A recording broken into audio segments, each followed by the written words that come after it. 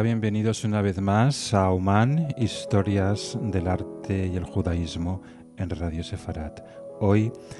nos vamos a hacer eco de la figura y obra de un artista sefardí caído prácticamente en el olvido, nacido en Argelia pero formado en Francia, que fue un gran viajero por toda Europa y el Oriente Medio en la mejor tradición de el Grand Tour, un pintor que también fue escultor y ceramista, que fluctuó entre el simbolismo y el impresionismo, entre la segunda mitad del siglo XIX y la primera mitad del siglo XX, cuya vida y obra parecen siempre estar oscilando entre dos puntos equidistantes, como el espacio de silencio entre dos notas de una obra de su gran amigo e inspirador Claude Debussy.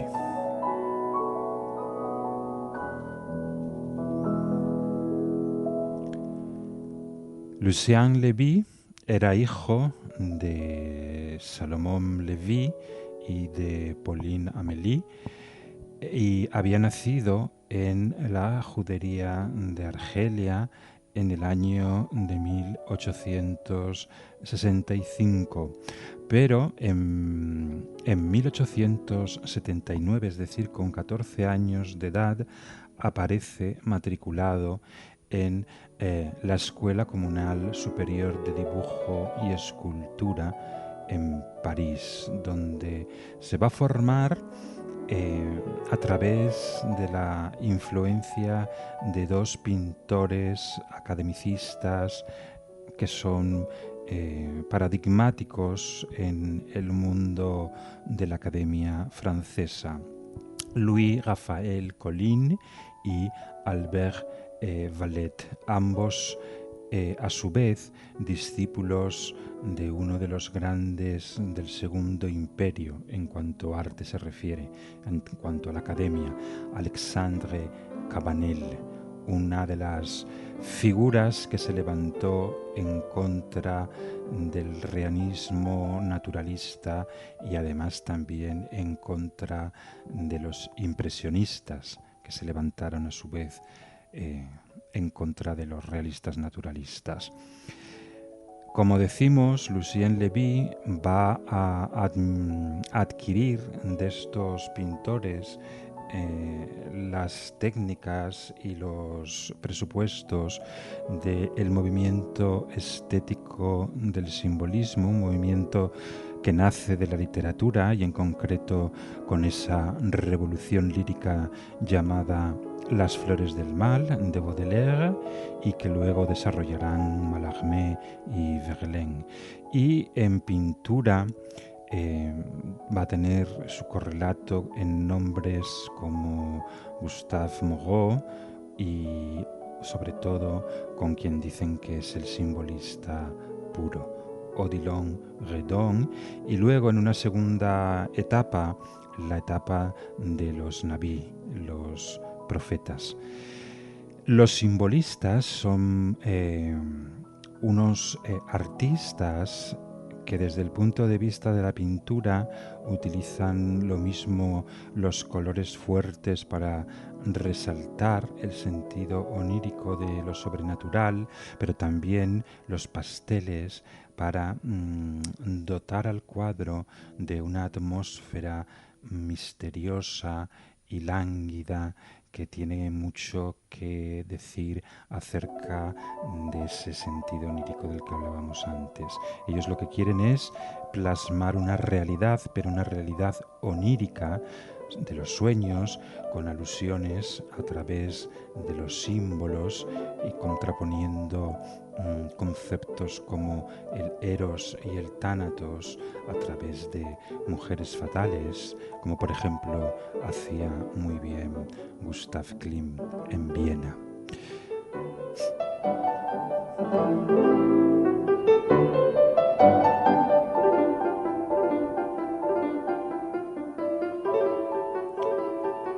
Lucien Levy entra dentro de la historia de la pintura con una copia de un cuadro de el tutor de sus preceptores pictóricos, Cabanel, un cuadro copia del nacimiento de Venus en el Salón francés de los artistas.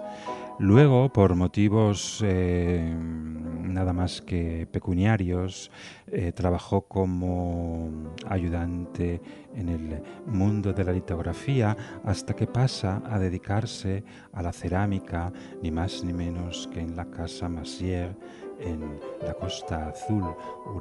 una firma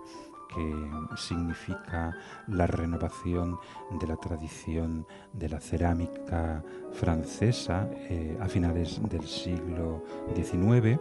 y Lévy se va a convertir en un gran coleccionista y por tanto conocedor de piezas de aire andalusí. Y a la vez también es un pintor de óleos que participa por esta época en varias exposiciones colectivas. En 1895 regresará a París, donde expone por primera vez de forma individual 24 obras en la Galería de Georges Petit, y es un éxito total en todos los aspectos, y esto le va a abrir las puertas del mundo de la cultura a finales del siglo XIX en París, frecuentando amistades del mundo de la literatura, pero también de la pintura, y creando contactos como por ejemplo Pierre Loti, a quien también retrata, o el músico Claude Debussy, que será un gran amigo suyo y en cuyas composiciones inspira, como por ejemplo para pintar el cuadro La siesta de un fauno, que Debussy compuso para los ballets rusos de Diaghilev en 1912, con la escandalosa actuación de Nijinsky. Luego, en 1897, como gran burgués que era, hizo el tradicional Grand Tour, ese viaje educacional para profundizar en el mundo de las humanidades clásicas, y en este caso también en concreto sobre la literatura y la pintura del Renacimiento, un viaje que le va a llevar por Italia, España, Holanda, el Magreb y Turquía. Y al regreso, el 6 de enero de 1914, se va a casar con la redactora jefe de un diario feminista llamado La Fronde, y ella, que se llamaba Émile Fournier, pero para su marido va a ser siempre Perla.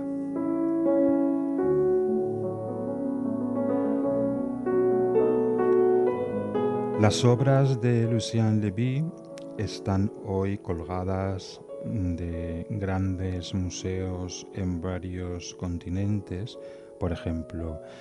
podemos encontrarnos el comedor del Hotel Wisteria, que él mismo decoró en el Metropolitan de Nueva York, y por supuesto también en varios museos de Francia, tanto en Bayona como en París, en el Louvre y en Orsay, o en el Petit Palais, y también en el Museo de Historia de Versalles.